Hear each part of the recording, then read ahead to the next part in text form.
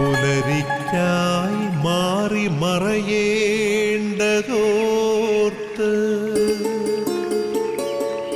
ചന്ദ്രനക്ഷത്രാദികൾ വിതുമ്പുമ്പോൾ മാറ്റമില്ലാതെങ്ങും വിരാജിക്കും ദൈവമേ, അങ്ങയെ വാഴ്ത്തുന്നു ഞങ്ങൾ. ഉദിച്ചെങ്ങും പ്രഭതൂകും പാരിലെ സൂര്യരശ്മിയേക്കാൾ പ്രശോഭിച്ചെന്നും പ്രസാദമേകുന്ന ദൈവമേ, അങ്ങേ മഹിമാ. പിതാവിൻ്റെയും പുത്രൻ്റെയും പരിശുദ്ധാത്മാവിൻ്റെയും നാമത്തിൽ ആമേൻ. കർത്താവിന് ഏറെ പ്രിയപ്പെട്ടവരെ, ഗുഡ്നെസ് ടി വി നിങ്ങൾക്കായി തയ്യാറാക്കുന്ന പ്രഭാത വിരുന്നിലേക്ക് നിങ്ങളെല്ലാവരെയും ഈ പ്രഭാതത്തിൽ സ്നേഹപൂർവ്വം സ്വാഗതം ചെയ്യുന്നു. ഇന്നത്തെ എല്ലാ കാര്യങ്ങളും നമുക്ക് കർത്താവിന് സമർപ്പിക്കാം. ഇന്ന് അർപ്പിക്കപ്പെടുന്ന എല്ലാ ദിവ്യബലികളോടും ചേർത്ത് വെച്ച് നമ്മുടെ ഈ ദിവസത്തെ അധ്വാനങ്ങളെ, കഷ്ടപ്പാടുകളെ, ബുദ്ധിമുട്ടുകളെ, സഹനങ്ങളെ, രോഗങ്ങളെ, രോഗികളായി കഴിയുന്നവരെ, ആശുപത്രി കഴിയുന്നവരെ പ്രത്യേകമായൊരു നിയോഗം പോലെ സമർപ്പിച്ചുകൊണ്ട് എല്ലാവർക്കും വേണ്ടി നമുക്ക് പ്രാർത്ഥിക്കാം. കർത്താവ് വന്നു കഴിയുമ്പോൾ സാഹചര്യങ്ങൾക്കൊക്കെ മാറ്റം വരും എന്ന് നമ്മൾ യേശയ്യാ പ്രവാചകൻ്റെ പുസ്തകത്തിലെ 35-ാമത്തെ അധ്യായത്തിൽ നമ്മൾ വായിക്കാൻ നമുക്ക് ഓർക്കാം. അതിപ്രകാരമാണ്: അപ്പോൾ അന്ധരുടെ കണ്ണുകൾ തുറക്കപ്പെടും, ബധിരരുടെ ചെവി ഇനി അടഞ്ഞിരിക്കുകയില്ല. അപ്പോൾ മുടന്തൻ മാനിനെ പോലെ കുതിച്ചു ചാടും, മൂകൻ്റെ നാവ് സന്തോഷത്തിൻ്റെ ഗാനം ഉതിർക്കും. വലിയ സൗഖ്യവും വിടുതലും നമുക്ക് നൽകുന്ന തമ്പുരാൻ്റെ ആശ്വാസവചനങ്ങളാണ് നമ്മൾ കേട്ടത്. ഈ വചനത്തോട് ചേർത്ത് വെച്ച് നമ്മുടെ ഈ ദിവസത്തെ, ഇതിൻ്റെ അധ്വാനങ്ങളെ, കഷ്ടപ്പാടുകളെ, വിഷമങ്ങളെ, പ്രതിസന്ധികളെ, രോഗികളായി കഴിയുന്നവരെ, കഷ്ടപ്പെടുന്നവരെ ഒക്കെ നമുക്ക് സമർപ്പിച്ചുകൊണ്ട് അവരിലേക്കെല്ലാം, അതുപോലെ നമ്മളിലേക്കും എല്ലാ കൃപയാനുഗ്രഹവും നിറയാനായിട്ട് നമുക്ക് പ്രത്യേകമായിട്ട് പ്രാർത്ഥിക്കാം.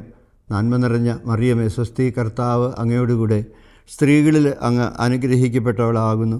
അങ്ങയുടെ ഉദരഫലമായ ഈശോ അനുഗ്രഹിക്കപ്പെട്ടവനാകുന്നു. പരിശുദ്ധ മറിയമേ ദൈവമാതാവേ, പാപികളായ ഞങ്ങൾക്ക് വേണ്ടി എപ്പോഴും ഞങ്ങളുടെ മരണസമയത്തും കർത്താവിനോട് അപേക്ഷിക്കണമേ. ആമേൻ. തൂമഞ്ഞിൽ വിടരും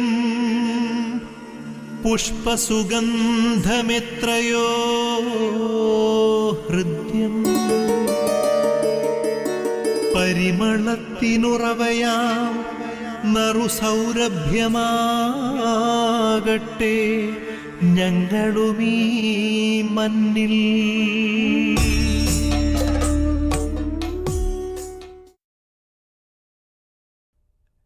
ഇത് നമ്മുടെ ധ്യാന വിഷയമായിട്ട് എടുക്കുന്ന വചനഭാഗം മത്തായിയുടെ സുവിശേഷം 10-ാമത്തെ അധ്യായത്തിൽ 5 മുതലുള്ള വചനങ്ങളാണ്.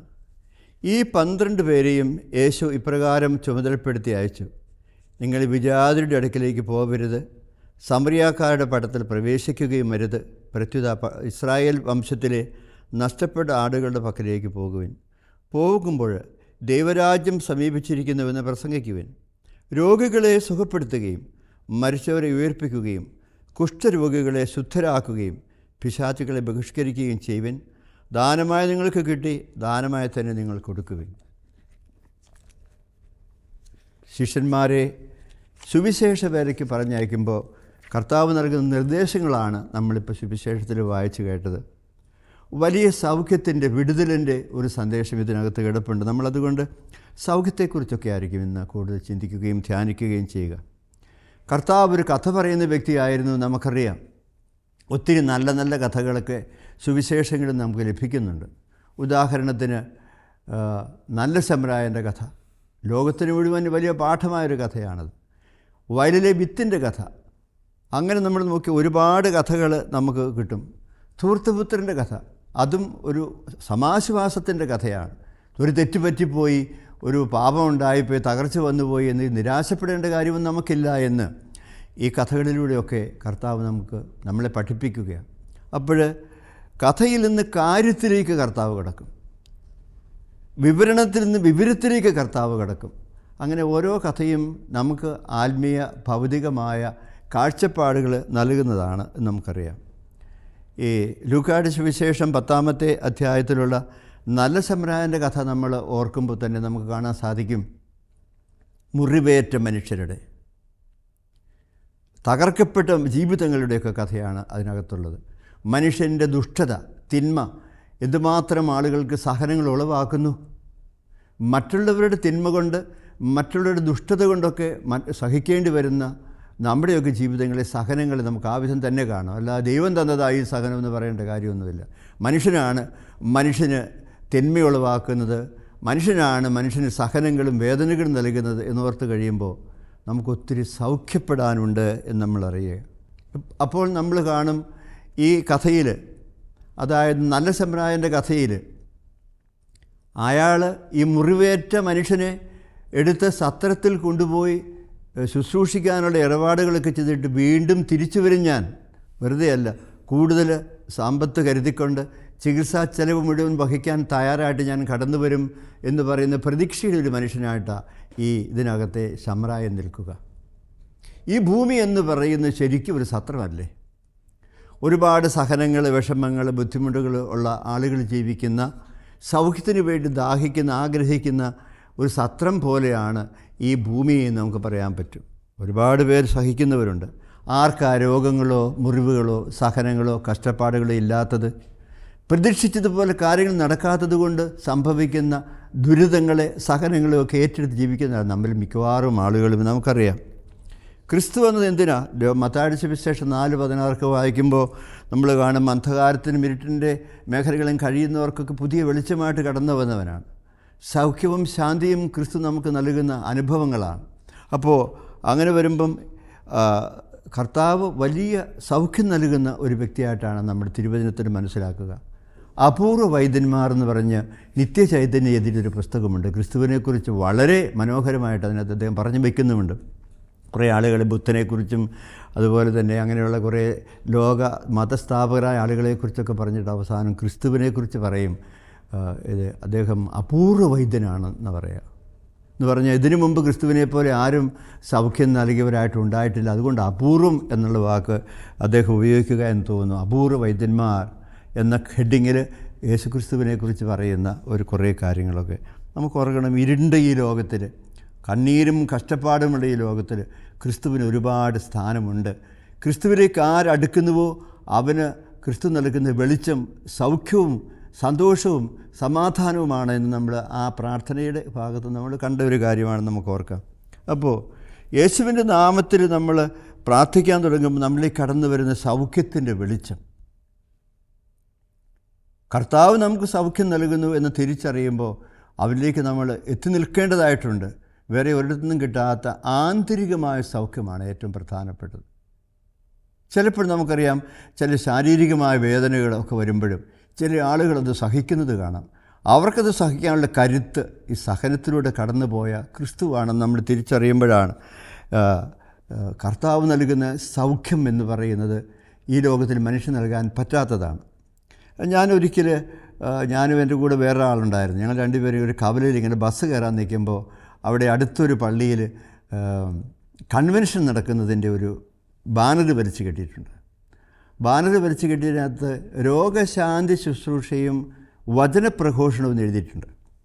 അപ്പോൾ എൻ്റെ കൂടെയുള്ള ആൾ വലിയ വിശ്വാസമുള്ള ആളൊന്നുമല്ല. അയാൾ പറഞ്ഞ ആളുകളെ കൂട്ടാൻ വേണ്ടിയിട്ടേ ജനത്തെ അടുപ്പിക്കാൻ വേണ്ടിയിട്ട് പിടിക്കാൻ വേണ്ടിയിട്ടല്ലേ ഈ രോഗശാന്തി ശുശ്രൂഷയും വചനപ്രഘോഷണവും എന്ന് എഴുതിയ വചനപ്രഘോഷണം ആദ്യം എഴുതിയ ആളുകൾ വരികയില്ല, അതിന് വലിയ താല്പര്യമൊന്നുമില്ല. രോഗശാന്തി ഉണ്ടെങ്കിൽ ആളുകൾ വരികയില്ലേ എന്നൊക്കെ ചോദിച്ചു. ഇയാളിങ്ങനെ അല്പം പരിഹാസത്തോടെ ഇതേക്കുറിച്ച് പറഞ്ഞു. ഞാൻ അത് കേട്ടു. അത് കഴിഞ്ഞ് അദ്ദേഹത്തെ തോണ്ടി, ഇപ്പോഴൊരു കാര്യം എന്നോട് പറഞ്ഞായിരുന്നല്ലോ, അതെന്താണെന്ന് ഞാൻ ശ്രദ്ധിച്ചത് ഇപ്പോഴാണ്. അവിടെ എഴുതി വെച്ച് ഒന്നുകൂടെ വായിച്ച്, രോഗസൗഖ്യ ശുശ്രൂഷ എന്ന് അല്ല എഴുതിയിരിക്കുക, രോഗശാന്തി ശുശ്രൂഷ എന്നല്ലേ. പിന്നെ വചനപ്രഘോഷണവും ദൈവത്തിൻ്റെ വചനത്തിലൂടെ സൗഖ്യം കൊടുക്കാൻ പറ്റും എന്ന് ഉള്ളൊരു പ്രഖ്യാപനമാണത്. അതുപോലെ തന്നെ ഈ അപ്പസ്തോലന്മാരെ കർത്താവ് പറഞ്ഞ് അയക്കുമ്പോൾ നിങ്ങൾ പോയി സൗഖ്യപ്പെടുത്തണം, മരുന്ന് കൊടുക്കാനല്ല പറഞ്ഞത്, ദൈവത്തിൻ്റെ വചനങ്ങൾ സുഖപ്പെടുത്താനാണ്. ഞാൻ അദ്ദേഹത്തോട് ചോദിച്ചു, സാറേ അവിടെ രോഗശാന്തി ശുശ്രൂഷ എന്നല്ല എഴുതിയിരിക്കുക, സൗഖ്യമൊന്നുമില്ലല്ലോ. ഇല്ലില്ല, ശാന്തി എന്നാ. ഞാൻ പറഞ്ഞു, എന്താ അതിൻ്റെ അർത്ഥം? രോഗത്തിൻ്റെ മൂർധന്യാവസ്ഥയിൽ പോലും, സഹനമുള്ളപ്പോൾ പോലും അതിനെ ശാന്തമായി അക്സെപ്റ്റ് ചെയ്യാൻ, സ്വീകരിക്കാൻ കഴിയുന്ന ഒരു മനസ്സിൻ്റെ ഉടമയാക്കി സഹിക്കുന്നവനെ മാറ്റുന്നതാണ് ഈ രോഗശാന്തി ശുശ്രൂഷ. രോഗത്തിൻ്റെ അവസ്ഥയിലും ശാന്തമായി അതിനെ സ്വീകരിക്കാൻ ഒരു വ്യക്തിയെ ഒരുക്കുന്ന ശുശ്രൂഷയാണ് രോഗശാന്തി ശുശ്രൂഷ, അല്ലാതെ രോഗം സൗഖ്യപ്പെടുത്തുന്നതല്ല. അങ്ങനെ ഒരു വ്യക്തിയെ ഒരുക്കുമ്പോൾ ആ വ്യക്തിയിലേക്ക് കർത്താവ് തൻ്റെ കൃപ ഒഴുക്കുമ്പോൾ ആൾക്ക് സൗഖ്യം കിട്ടും. പിന്നെ അയാളതിനോടൊന്നും വേണ്ടിയൊന്നുമില്ല. അപ്പോൾ നമ്മൾ ഈ രോഗശാന്തി ശുശ്രൂഷയെന്നും ഒക്കെ കാണും, ആരെങ്കിലും വിമർശിക്കുമ്പോൾ പറയാൻ നമുക്കൊരു ഉത്തരവുണ്ടായിരിക്കട്ടെ.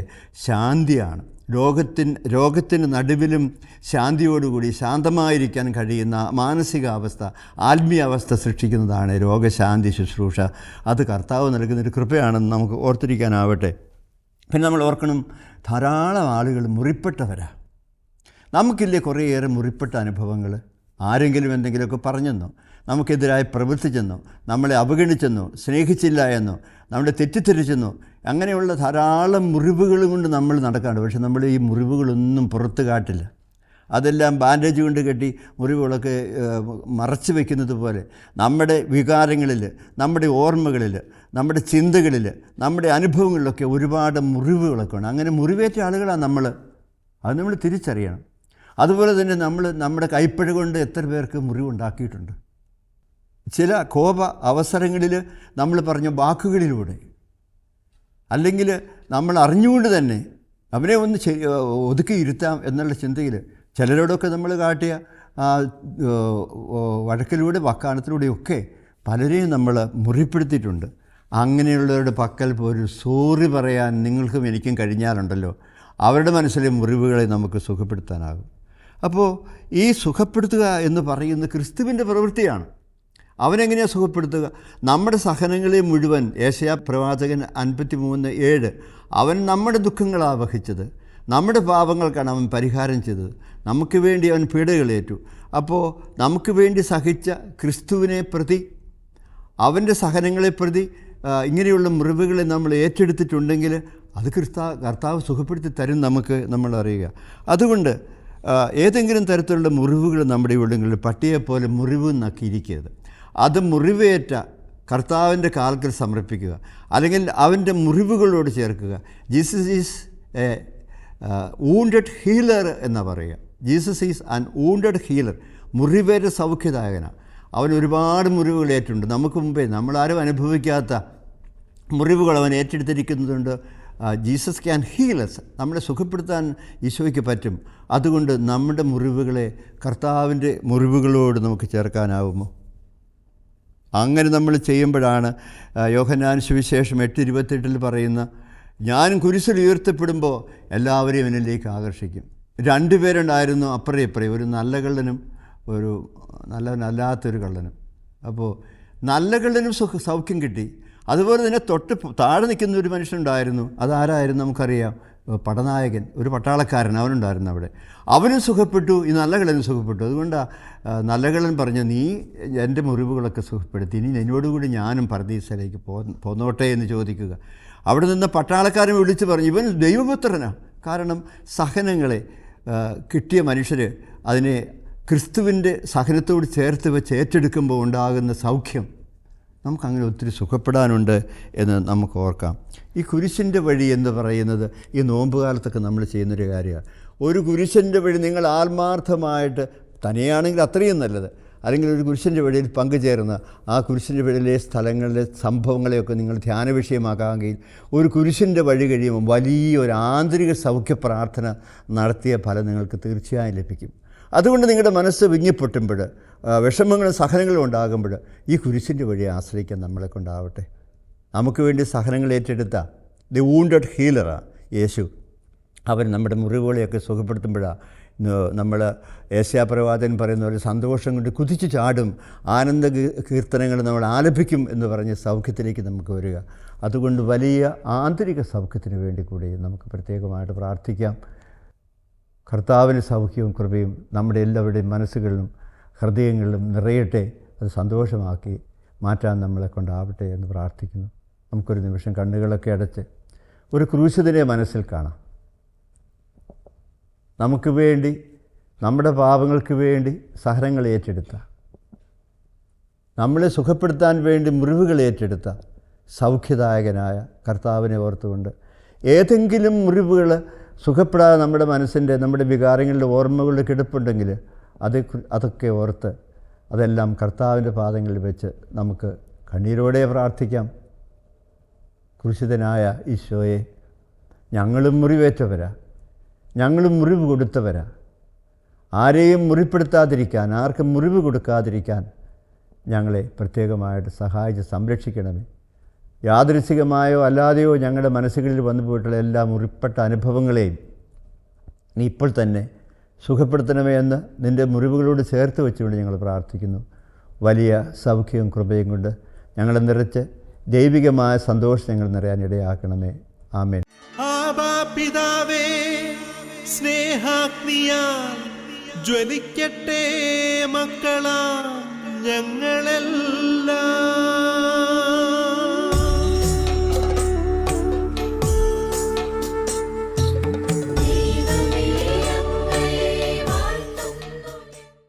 പ്രിയപ്പെട്ടവരെ, നമുക്ക് നമ്മുടെ പ്രാർത്ഥനകളിലേക്ക് കടക്കാം. വലിയ സൗഖ്യവും വിടുതലും എല്ലാം നമുക്ക് ലഭിക്കാനായിട്ട് നമ്മൾ പ്രാർത്ഥിക്കുമ്പോൾ വേദനിക്കുന്ന എല്ലാവരെയും, പ്രത്യേകിച്ച് നമ്മൾ മുഖാന്തരം ആരെങ്കിലും വേദനിക്കാൻ ഇടവന്നിട്ടുണ്ടെങ്കിൽ അങ്ങനെയുള്ളവരെ പ്രത്യേകമായ കർത്താവിൻ്റെ മുമ്പിൽ സമർപ്പിച്ചുകൊണ്ട് നമുക്ക് അവർക്കൊക്കെ വേണ്ടി പ്രാർത്ഥിക്കാം. നിഷ്കളങ്കരായിരുന്നിട്ടും സഹിക്കേണ്ടി വരുന്ന ആളുകളെ നമ്മൾ കാണും. അങ്ങനെയുള്ളവർക്ക് കൂടുതൽ ശക്തി ലഭിക്കാനായിട്ട് നമുക്ക് പ്രാർത്ഥിക്കാം. നമ്മളെ ആരെങ്കിലും മുറിപ്പെടുത്തിയിട്ടുണ്ടെങ്കിൽ അങ്ങനെ ഉള്ളവരെ ക്ഷമിച്ച് അവർക്ക് വേണ്ടി നമുക്ക് പ്രത്യേകമായിട്ട് പ്രാർത്ഥിക്കാം. ക്ഷമ കൊടുത്ത് വേണം നമ്മൾ പ്രാർത്ഥിക്കാൻ. എങ്കിലേ നമ്മുടെ പ്രാർത്ഥനയ്ക്ക് അർത്ഥമുണ്ടാകുകയുള്ളൂ. കുരിശോട് നമ്മൾ ചേരുന്നത് അങ്ങനെയാണ്. നല്ല ഈശോയെ, ഞങ്ങൾ ഈ സമയം ഞങ്ങളുടെ മനസ്സിൽ, ഞങ്ങളുടെ ഓർമ്മകളിൽ ഏതെങ്കിലും സംഭവമോ വ്യക്തിയോ ഞങ്ങൾക്കുണ്ടാക്കിയിട്ടുള്ള മുറിവുകൾ സുഖപ്പെടാതെ കിടക്കുന്നെങ്കിൽ, ഇന്നും അത് വേദനിക്കുന്നതാണെങ്കിൽ ഞങ്ങൾക്ക് അതെല്ലാം സൗഖ്യമാക്കി മാറ്റിത്തരണമേ. നിൻ്റെ തിരുമുമ്പിൽ സഹനങ്ങൾ ഏറ്റെടുത്ത ഞങ്ങളുടെ വിശുദ്ധരെ ഞങ്ങൾ ഓർക്കുന്നു, രക്തസാക്ഷികളെ ഞങ്ങൾ ഓർക്കുന്നു. അവരുടെയൊക്കെ മധ്യസ്ഥതയിലൂടെ സഹിക്കുന്ന ഞങ്ങൾക്കും എല്ലാവർക്കും സൗഖ്യവും വിടുതലും കൊടുക്കണമെന്ന് ഞങ്ങൾ അപേക്ഷിക്കുന്നു. ഞങ്ങളുടെ കാവൽ മാലാഖമാരെ ഞങ്ങൾ ദൈവസന്നിധിയിൽ നന്മയും നീതിയുമുള്ളവരായി ജീവിക്കാൻ ഞങ്ങൾക്ക് വേണ്ടി പ്രത്യേകമായിട്ട് പ്രാർത്ഥിക്കണമേ. ഞങ്ങളുടെ പേരിൻ്റെ കാരണഭൂതരായ വിശുദ്ധരെ ഞങ്ങൾക്ക് വേണ്ടി പ്രത്യേകം കർത്താവോട് അപേക്ഷിക്കണമേ. നിങ്ങളുടെയൊക്കെ പ്രാർത്ഥന ഞങ്ങളുടെ ജീവിതങ്ങൾക്ക് ശക്തിയായി മാറട്ടെ. ഞങ്ങൾ ആർക്കെല്ലാം വേണ്ടി പ്രാർത്ഥിക്കുന്നുവോ അവരുടെ എല്ലാം ജീവിതങ്ങളിലേക്ക് കൃപയൊഴുകാൻ ഇടയാക്കണമെന്ന് ഞങ്ങൾ പ്രത്യേകമായിട്ട് അപേക്ഷിക്കുന്നു. പരിശുദ്ധ അമ്മയുടെ കരങ്ങളിലൂടെ ഞങ്ങളുടെ എല്ലാ യാതനകളെയും പ്രാർത്ഥനകളെയും പ്രത്യേകമായി ഞങ്ങൾ സമർപ്പിക്കുന്നു. ആമേൻ. നമുക്ക് സഭയോട് ചേർന്ന് പ്രാർത്ഥിക്കാം. മരിയ കൂടാരങ്ങളിൽ വസിക്കുന്ന എല്ലാ സഹോദരങ്ങളെയും, ഈ സുവിശേഷ വേരോട് ചേർന്ന് ജീവിക്കുന്നവരെയും പ്രവർത്തിക്കുന്നവരെയും അധ്വാനിക്കുന്നവരെയും കഷ്ടപ്പെടുന്നവരെയും പ്രത്യേകം നമുക്ക് ഈ പ്രാർത്ഥനയിൽ ചേർത്ത് വെച്ച് തമ്പുരാൻ അവരുടെ എല്ലാം ജീവിതങ്ങൾ അനുഗ്രഹപൂർണ്ണമാകാനായിട്ട് നമുക്ക് പ്രത്യേകമായിട്ട് പ്രാർത്ഥിക്കാം. ഒരു ജപമാലയെങ്കിലും ചൊല്ലിക്കൊണ്ട് നമുക്ക് ഈ ശുശ്രൂഷകൾ കൂടുതൽ ഫലവത്താകാൻ, പ്രത്യേകിച്ച് ഡിവൈൻ റിട്രീറ്റ് സെൻറ്ററിൻ്റെ പ്രാർത്ഥനകൾ സുവിശേഷ വേലകൾ ഒക്കെ അനേക ആളുകൾക്ക് കൂടുതൽ ഉപയോഗപ്രദമായി തീരാൻ, ഡിവൈൻ റിട്രീറ്റ് സെൻറ്റർ മാത്രമല്ല, നമ്മുടെ ഈ ശുശ്രൂഷ പോലും ഈ ദൈവകൃപ നിറഞ്ഞതായി ഭവിക്കാൻ അനേകർക്ക് ഉപകാരപ്രദമായി തീരാൻ നമുക്ക് എല്ലാവരെയും ഓർത്ത് ദൈവമേ നിൻ്റെ അനുഗ്രഹത്തിൻ്റെ കരം ഞങ്ങളുടെ മേലും എല്ലാവരുടെ മേലും നീട്ടണമെന്ന് പ്രത്യേകമായിട്ട് പ്രാർത്ഥിച്ചുകൊണ്ട് സഭയോട് ചേർന്ന് നമുക്ക് ത്രിയേക ദൈവത്തിൻ്റെ ആശീർവാദം സ്വീകരിക്കാം. പരിശുദ്ധ മാർപ്പാപ്പായോടും എല്ലാ വൈദിക ഗണത്തോടും സന്യസ്തരോടും ആത്മായ സഹോദരങ്ങളോടും ചേർന്ന് നിന്നുകൊണ്ട്, സഭയോട് ചേർന്ന് നിന്നുകൊണ്ട് കർത്താവിൻ്റെ ആശീർവാദം നമുക്ക് സ്വീകരിക്കാം.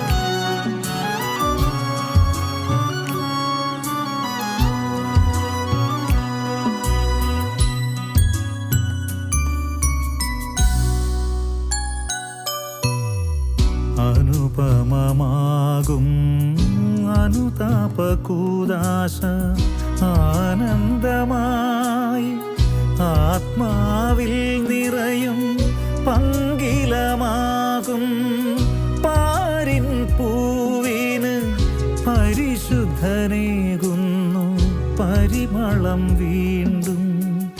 അനുപമമാകും അനുതാപകൂദാശ ആനന്ദമായി ആത്മാവിൽ നിറയും പങ്കിലമാകും പാരിൻ പൂവിന് പരിശുദ്ധനേകുന്നു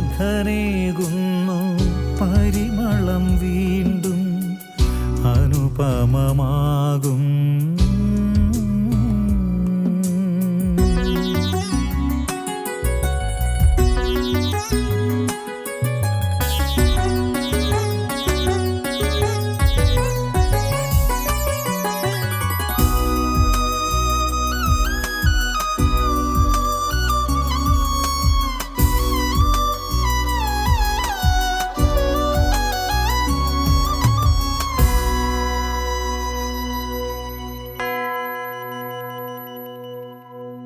നിറമേതും പോയി ഞാൻ നിത്യത തേടി ഇടനെഞ്ചിൽ തേങ്ങലുമായി നിൽക്കേ. നിറമേതും പോയി ഞാൻ നിത്യത തേടി ഇടനെഞ്ചിൽ തേങ്ങലുമായി നിൽക്കേ. നിത്യപുരോഹിത ആശ്വാസതീരമായി തീർന്നിടുമീ കൂദാശയിൽ നീ ചേർക്കണേ നിന്ദയാവായ്പിലെന്നെ.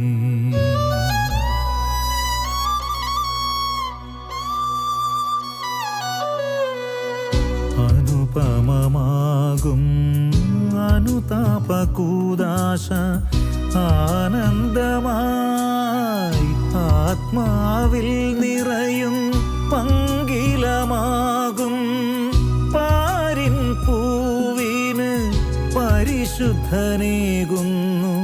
പരിമളം വീണ്ടും. അനുപമമാകും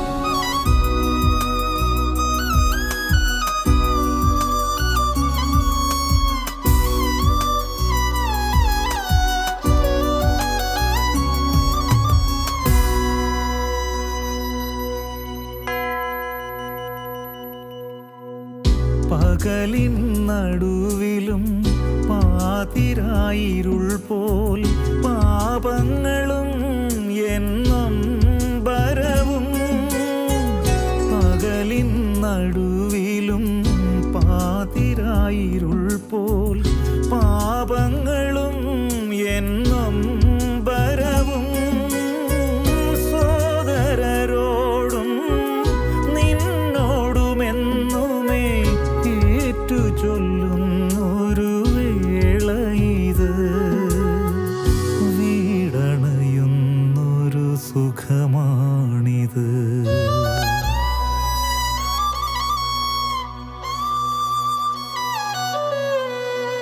അനുപമമാകും അനുതാപകൂദാശ ആനന്ദമായി ആത്മാവിൽ നിറയും പങ്കിലമാകും പാരിൻ പൂവിന് പരിശുദ്ധനേകുന്നു പരിമളം വീണ്ടും.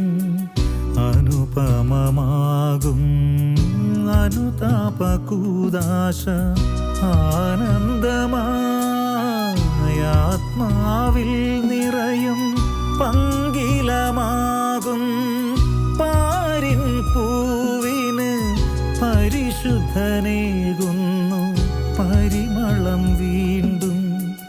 അനുപമമാകും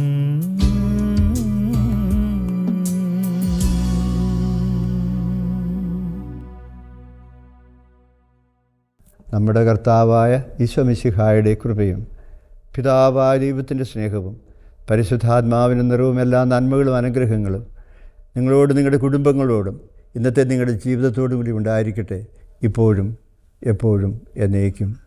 ആമേൻ. ഒരു നല്ല ദിവസം, ദൈവത്തിൻ്റെ സന്തോഷം നിറയുന്ന മനസ്സുമായി ജീവിക്കുന്ന ഒരു നല്ല ദിവസം നിങ്ങൾക്കുണ്ടാകട്ടെ എന്ന് സ്നേഹപൂർവ്വം ആശംസിക്കുന്നു. ആമേൻ.